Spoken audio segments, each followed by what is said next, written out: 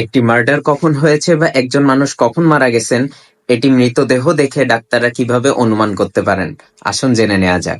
প্রথমত হচ্ছে অ্যালগর মর্টিস বা শরীরের তাপমাত্রা হ্রাস, অর্থাৎ মৃত্যুর পরে শরীরের তাপমাত্রা ধীরে ধীরে পরিবেশের তাপমাত্রার সাথে মিলে যায় এবং প্রত্যেক 12 ঘন্টার প্রতি ঘন্টায় 1.5 ডিগ্রি সেলসিয়াস করে তাপমাত্রা হ্রাস ঘটে। এটাকেই বলা হয় অ্যালগর মর্টিস।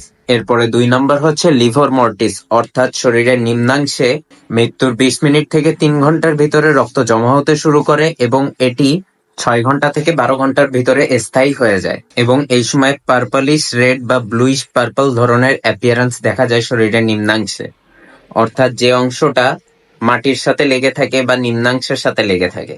এরপরে আসে রিগর মর্টিস, অর্থাৎ মৃত্যুর 2 ঘন্টা থেকে 4 ঘন্টার ভিতরে শরীরের পেশিগুলো শক্ত হতে থাকে এবং 12 ঘন্টার ভিতরে এটি সর্বোচ্চ পর্যায়ে পৌঁছায় এবং আবার 24 থেকে 48 ঘন্টার ভিতরে এটি আবার নরম হয়ে যায়। এরপর 4 নম্বরে আসে পচন বা ডিকম্পোজিশন।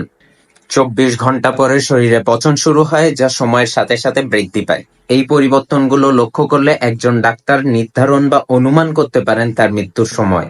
এটি অপরাধ তদন্তে খুবই গুরুত্বপূর্ণ ভূমিকা পালন করে। ভিডিওটি ভালো লাগলে আমাকে ফলো দিয়ে রাখুন এবং ভিডিওটি শেয়ার করুন।